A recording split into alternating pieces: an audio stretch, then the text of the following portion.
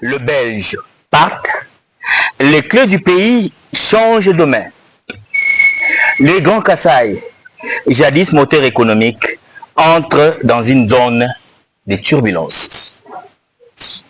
Nous allons parler des difficultés que rencontre aujourd'hui le Grand Kasaï, en particulier la ville de Mbuji-Mayi dans la province du Kasaï oriental.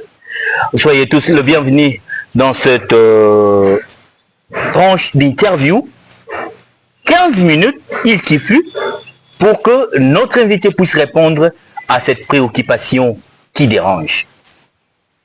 Je suis avec monsieur Louis-Dor Chapota, un ancien maire de la ville de Mbuji-Mayi dans le Kasaï oriental. C'est avec lui que nous allons échanger pour chercher à comprendre là où les bas blessent, de 1960 jusqu'à nos jours. Louis-Dor Chapota, sois le bienvenu. Merci, monsieur Steve. Est-ce qu'on peut mieux vous comprendre, vous connaître plutôt? Oui, je m'appelle Louis-Dor Ntumba Chapota.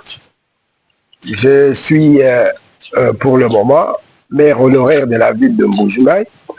Et j'étais de 1989 à 1997 premier vice-président de l'Assemblée provinciale du Kasaï oriental et président de 2093 à 2097 avec l'entrée de l'AFDEL.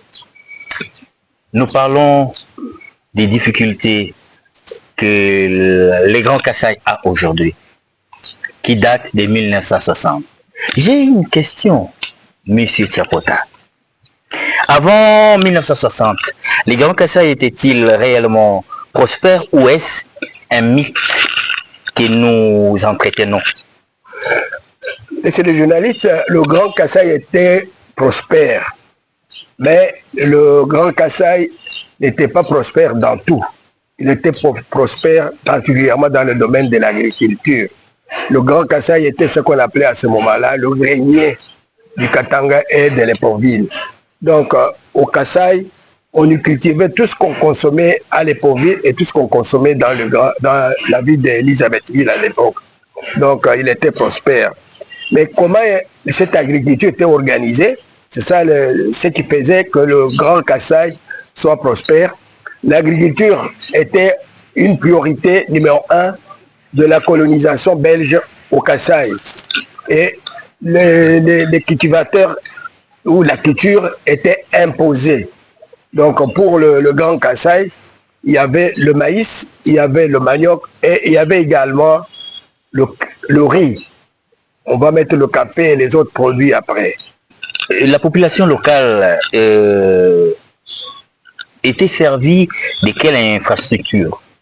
Bon, localement, si vous voulez bien, localement, les villages étaient construits par les villageois eux-mêmes, des maisons en paille ou rarement en tôle. Donc les maisons en tôle étaient des maisons réservées aux évolués ou des agriculteurs qui avaient fait des grands champs. Pour les récompenser, on leur construisait par des sociétés étrangères qui venaient, qui construisaient des maisons pour ceux qui s'étaient distingués dans la production de certains produits qui étaient les plus recherchés sur le territoire de la province. Et je vous dis également, il y avait la culture de coton. La culture de coton était organisée différemment de la culture de maïs, de manioc et du riz. Qui était plus du côté Katanda. Le coton était à Ngandazika, à Katanda, oui, et à Kabinda. Voilà. Donc c'est là où il y avait la culture du coton. Où sont partis tous ces usines qui fabriquaient du coton? Bon, vous voyez, vous avez posé la question des 60. Pourquoi aujourd'hui l'économie du Kasaï ou la prospérité économique du Kasaï est tombée? C'est parce que tous ces étrangers-là qui tenaient l'agriculture, dès que le Congo est devenu indépendant, ils ont pris la décision de quitter le pays. Nous allons y arriver. Le système belge formait-il plutôt des élites prêtes à gouverner? Non. Jusqu'en 1960, à l'accession de notre pays à l'indépendance, nous n'avons eu que 17 universitaires.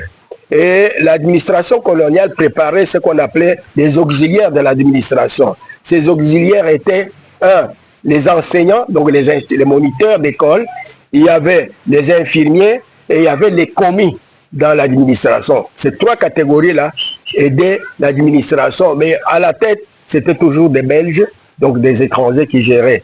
Et vous avez également dans le paysanat des moniteurs agricoles et tous ces gens-là. Et vers la fin, on a commencé à préparer ce qu'ils appelaient les assistants en médecine, donc assistants médicaux ou assistants agricoles. Donc on les préparait, mais ils n'étaient pas totalement préparés à gérer le pays après. Et ils étaient tout simplement comme collaborateurs du Belge. Nous passons maintenant dans les chocs de l'indépendance. Voici la question, pourquoi l'indépendance est-elle ressemblée à un saut dans les vides? Bon, parce que le Kasaï, je parle particulièrement du Kasaï, c'est parce que le Kasaï, en 1960, s'est retrouvé dans une guerre entre communautés. Donc, toutes les grandes communautés du Kasaï n'ont pas parlé le même langage.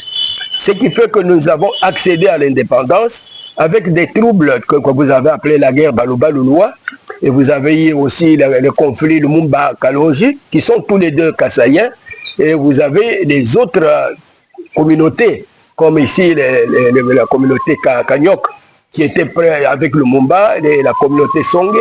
Donc, nous nous sommes retrouvés dans un territoire qui accédait à l'indépendance sous la guerre.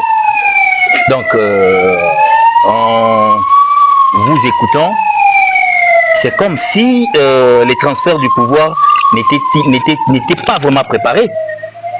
Bon, vous savez, c'est une longue histoire. Lorsque les Congolais sont allés à la conférence nationale, ils étaient allés discuter avec les Belges. Mais ils ont mis les Belges devant un fait, parce que les Belges voulaient qu'on prépare cette indépendance pendant plus de 30 ans. Et les Congolais ont dit non, 30 ans, vous avez déjà fait 80 ans, nous n'avons pas vu grand-chose, nous voulons que vous nous donnez l'indépendance maintenant et immédiatement.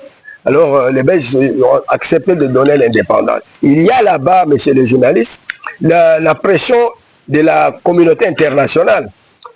Après la Deuxième Guerre mondiale, la communauté internationale voulait que tous les pays qui colonisaient les autres pays puissent céder ou donner l'indépendance à ces pays-là, et pour que ces pays-là s'autodigèrent eux-mêmes. La communauté internationale voulait que tous les pays qui colonisaient les autres pays puissent céder ou donner l'indépendance à ces pays-là, et pour que ces pays-là s'autodigèrent eux-mêmes. Donc les Belges se sont retrouvés devant cette évidence-là, et ils ont compris qu'il fallait donner l'indépendance malgré eux. Parce que s'il n'y avait pas cette pression de la communauté internationale, ils n'auraient pas donné l'indépendance immédiatement au Congo. Entre Congolais, qui a précipité ou improvisé cette indépendance et pourquoi? Non, ce n'était pas une personne, c'était tout le groupe qui était à la conférence nationale. Donc, quand vous avez là M. Kasavubu, vous avez Patrice Emery Lumumba, qui est l'homme qui avait le plus demandé l'indépendance immédiate. C'était Patrice Lumumba, il y avait Kasavubu qui était d'accord, déjà la communauté Congo à Bako voulait l'indépendance. À cette époque, il parlait de l'indépendance du Congo, donc de Bakongo et pas des autres. À la fin, ils ont compris qu'il fallait l'indépendance. Tous, ils ont réclamé l'indépendance immédiate. Et il n'y avait pas une seule personne. Mais Lumumba était le plus intervenant dans cette demande de l'indépendance. Et à cette époque, qui étaient les plus grands leaders kassaïens qui étaient capables d'unir la région? Bon, il n'y avait personne qui pouvait unir la région. C'est ça la grande difficulté. C'est ça qui a fait que l'indépendance n'a pas constitué un bon signe pour les Kasaï. Parce que vous aviez ici Kalonji qui était le grand leader de Baluba, qui n'était pas écouté par les Louloua et les Batetela et les autres. Donc vous avez le Lumumba qui était grand leader, mais qui n'avait pas grandi au Kasaï. C'est Kalonji qui avait grandi ici, qui était des MNC Lumumba. Donc si Kalonji et Lumumba étaient restés ensemble, ils auraient pu amené tous les Kassaïens à parler le même langage. Mais ils ont été divisés. Excusez-moi, l'Église catholique est pour beaucoup dans cette division-là. Oh là là. Comment? Bon, c'est parce que, vous voyez, Kalonji et Lumumba, ils étaient ensemble. À un moment donné, on a commencé à dire à Kalonji, vous ne pouvez pas dépendre de Lumumba, il faut faire cavalier seul, et Kalonji se retirer. Alors, c'était une politique pour diviser le Kasaï. J'ai parlé des catholiques, j'ai parlé également de l'administration coloniale. Donc, si je peux vous comprendre, les tensions ethniques étaient politisées. Absolument. C'était la colonisation belge. Il y a une documentation là-dessus. Lorsqu'en 1959, la colonisation belge, donc les colonisateurs, ont demandé aux Baluba qui habitaient à Kananga de pouvoir payer les taxes ou les impôts au chef Kalamba, qui était le grand chef des Loulois là-bas. Et les Baluba ont dit non, nous ne pouvons pas payer les taxes. Mais quand les Baluba sont allés à l'actuel Kananga, à l'époque le Louabourg, territoire Loulois, il n'y avait pas de convention. Vous savez que ce sont les mêmes Baluba. Parce que le Loulois, quand on dit Loulois, il n'y a pas une tribu qui s'appelle Loulois. Il n'y a que seulement les Baluba qui habitent la rivière Loulois, qu'on appelle aujourd'hui les Benaloulou. Mais nous sommes tous des Baluba et nous parlons le même langage. Et quand les Baluba d'ici sont allés à Kananga, il n'y avait aucune condition. Mais les Belges, voulant diviser le Kasaï, ils ont demandé aux Baluba d'ici d'aller payer les impôts à Kalamba. Et les Baluba ont refusé de le faire. Et c'est comme ça que la guerre a éclaté et les Baluba sont rentrés ici. Et c'est tout aussi notre histoire assez importante et très compliquée aussi. Nous allons maintenant parler de l'économie qui s'effondre. Parlons de l'Amiba. Est-elle une bénédiction ou une dépendance dangereuse? Bon, l'Amiba n'était pas créée, donc c'est la fourmilière, c'est ça la société du départ. La fourmilière n'était pas créée pour servir l'économie du Kasaï. Et d'ailleurs, à l'époque où la fourmilière fonctionnait, aucun Kassaïen ne pouvait mettre les pieds dans les territoires où nous sommes avec vous ici. Donc c'était interdit. Toute la production allait totalement vers la Belgique. Donc la production de l'Amiba, ce n'était pas pour construire le Kasaï, c'était pour construire la Belgique. Pour développer la Belgique, ce n'était pas pour développer le Kasaï. Ça s'est dit et ça s'écrit partout que le Kasaï oriental est une province de diamants. Est-il vrai? Oui. Et pourquoi ces revenus n'arrivent pas à faire développer la région? Mais les journalistes, c'est une question importante. Au lieu de développer la région, le diamant constitue un handicap majeur pour le développement de ce côté ici. Je vous ai dit en commençant que les amis belges qui produisaient le diamant ici ne voulaient pas voir un autre Kassaïen ou un autre Congolais détenir du diamant. Si vous posez la question à tous ceux qui ont construit la ville de Mbujimayi, ce sont des clandestins, donc des personnes qui ont volé le diamant, si vous voulez dire bien, qui ont pris le diamant par eux-mêmes dans les mines non contrôlées par l'Amiba et qui ont vendu et qui ont construit toute la ville ici. Ce sont ces diamantaires là-bas. Mais contre la volonté de Belge. Ils étaient rechassés, pourchassés, partout où ils étaient. On a même confisqué leurs maisons, on a confisqué leurs biens et nombreux ont fui pour aller ailleurs. Mais les courageux sont restés. Et nous avons des maisons comme les Tatokolo que vous voyez, vous avez tous les grands commerçants que vous avez sur la ville, les Kalonzo Chimanga, enfin, tous ces gens-là, ce sont des téméraires qui ont résisté, les Ponchua Watleng, les Chimangbiaye, tous ces jeunes gens-là qui étaient d'une trentaine d'années ont résisté et ils ont pris le diamant, ils sont allés vendre dans l'extérieur, ils sont revenus avec l'argent ici. Ils se sont mis à construire toutes les maisons que vous voyez dans cette ville ici. C'est de la part de tous ces gens-là. Mais l'Amiba ne voulait pas absolument qu'on puisse construire la ville de Mbujimayi. Quelle a été la plus grande erreur de l'élite kassaïenne après 1960? Je ne dirais pas qu'il y a eu une erreur voulue, mais il y a eu une erreur qui leur avait été communiquée ou préparée par ceux qui avaient géré le pays. Ça veut dire d'avoir divisé les Kassaïens. Donc, depuis 1952, les Belges avaient compris qu'il ne fallait pas laisser les Kassaïens ensemble. Et alors, c'est à ce moment-là que les difficultés des Kassaïens a commencé. parce qu'on a donné de l'argent. L'argent que vous voyez aujourd'hui, on avait commencé à donner. On a financé certaines organisations tribales au détriment des autres communautés. Et la division est allée à ce moment-là. Alors, il fallait que les Kassaïens comprennent, comme vous-même vous l'avez dit, ils n'étaient pas préparés à la chose, ils ne comprenaient pas plus loin que ce qu'ils pouvaient comprendre, et ils se sont divisés, et la division a profité à celui qui voulait que cette division lui profite. Parlons du Grand Kassai. Ils ont trop dépendu, du Kinshasa pour leur développement, apparemment. Oui, parce que, vous voyez, quand on a confisqué, par exemple, l'Amiba, prenons l'exemple, hein, quand on a confisqué l'Amiba, quand on a fait tomber l'économie du Kassai, maintenant, le gouvernement central devrait venir en aide à toutes les provinces, parce qu'ici, c'était une province en guerre. Alors, le gouvernement central a donné l'élan de tout centraliser et que tout développement devrait partir du gouvernement central. Tous ceux qui faisaient yeux doux au gouvernement central pouvaient espérer quelque chose, mais c'était tout simplement des personnes qu'on récupérait dans le rang de la communauté. Par exemple, chez nous ici, lorsque Kalonji et Ngaloula se sont brouillés, on a récupéré Ngaloula, et on a laissé tomber Kalonji. Et quand Ngaloula est monté, on a récupéré Kalonji pour le mettre dans le comité central du MPR. Donc, on a joué avec l'esprit des Kassaïens, et puis jusque-là, l'économie qui commençait par la base, commençait à être financée à partir du sommet, à partir de l'Épauville. Donc, il est devenu Kinshasa par la suite. Donc, ça a été voulu. Il y a une autre raison majeure. Lorsqu'on a voulu laisser les gens à la base développer leurs entités, les gens devenaient de plus en plus rebelles. Alors le gouvernement central a compris qu'il faut tout centraliser et commencer à éjaculer dans la population de certaines données de développement. Donc c'est toute une longue histoire qui mérite une grande étude pour que vous puissiez la comprendre complètement.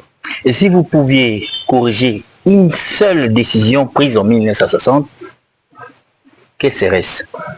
La première décision aujourd'hui, c'est que le président Tshilombo est en train de faire pour les Kassai. Donc vous voulez dire que le président Tshilombo corrige? Il est en train de corriger. D'abord... Les décisions? Oui, les décisions qu'on avait à l'époque, c'était de diviser les Kassaïens. Voilà. Maintenant, il est en train de rassembler les Kassaïens. Si vous voyez, lorsqu'il a commencé à faire les charges de développement, ici par exemple, vous avez entendu à Kananga, les gens ont dit non, il ne voit que chez lui. Il a compris que cet esprit-là, des divisions, est encore dans la tête de nos frères. Et il est allé à Kananga. Maintenant, le langage est en train de changer à Kananga. Il est en train d'aller à Chikapa. Le langage est en train de traîner encore au Sankuru et à Kabinda. Donc il est en train de jouer pour que ces gens comprennent que leur avenir, c'est dans l'unité et non dans la division. Et là, moi, je fais ce chapeau bas pour M. Tshilombo, qui est en train de comprendre ce que les autres n'avaient pas compris.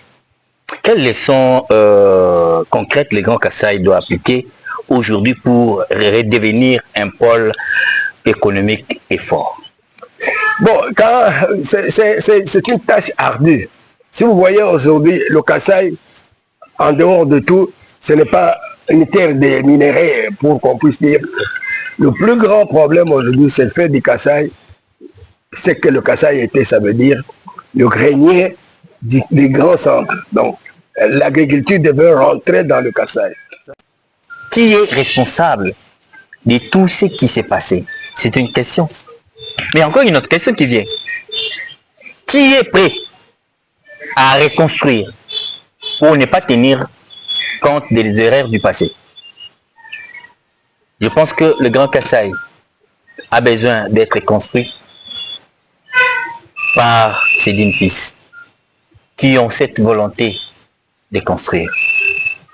Merci beaucoup à vous, très chers auditeurs et téléspectateurs. Retrouvons-nous pour notre prochain numéro. Bye bye.